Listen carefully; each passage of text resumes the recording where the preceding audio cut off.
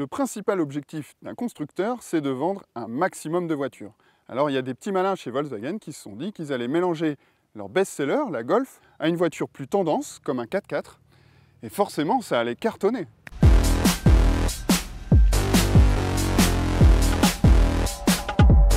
Alors ouais, mais en fait non. Au siècle dernier déjà, la marque allemande avait fait une tentative en transformant sa Golf 2 en une sorte de monster truck. C'était la Golf Country, et on ne peut pas dire que ce fut un méga tube.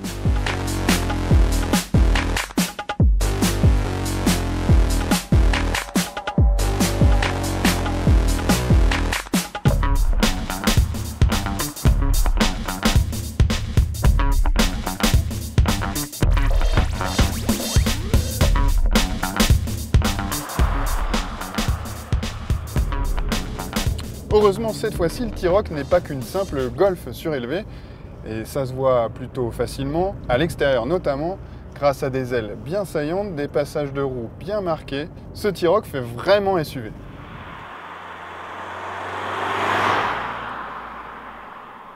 Ceci dit, les yeux fermés, on dirait bel et bien une Golf. Alors je vous incite pas à conduire effectivement les yeux fermés, mais volant en main, on ressent le même agrément de conduite, la même douceur. Je dirais même c'est encore mieux parce que ce T-Roc est un petit peu plus court, de 3 cm environ, donc quand il s'agit de stationner en ville, c'est encore mieux.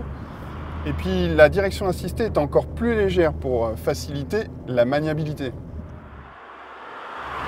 Surtout, le gros atout de ce genre de voiture, c'est la position de conduite légèrement surélevée.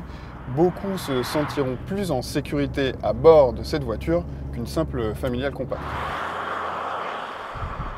Faisant plateforme commune avec son illustre aîné, le T-Roc bénéficie en plus de la même technologie, notamment à bord. On voit ici un combiné d'instruments entièrement digital et paramétrable. Ici, sur la console centrale des versions hautes, un grand écran tactile de 8 pouces.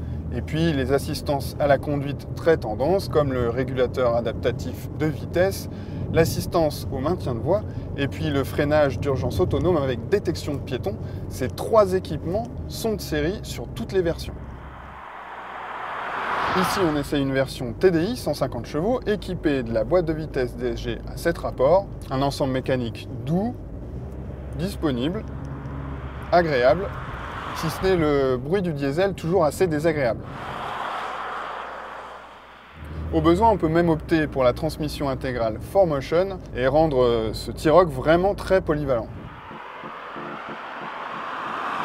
Alors j'ai l'air ultra emballé comme ça, mais il y a quelques détails qui me chiffonnent quand même.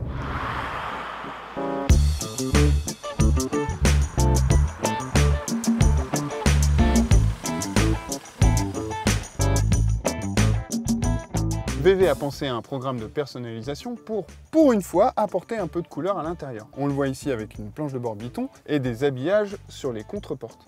Malheureusement, ça ne parvient pas à faire oublier la qualité de fabrication médiocre.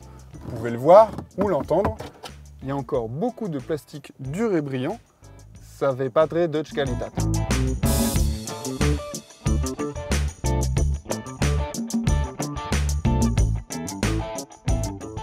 Je ne suis pas non plus très fan des places arrière. L'espace n'y manque pas spécialement. Pourtant, on s'y sent comme à l'étroit à cause d'une surface vitrée assez réduite. Côté coffre en revanche, rien à redire. Le T-Roc fait mieux qu'une Golf, avec au minimum 392 litres à bord de notre version 4 roues motrices, voire 445 litres pour les modèles simple traction.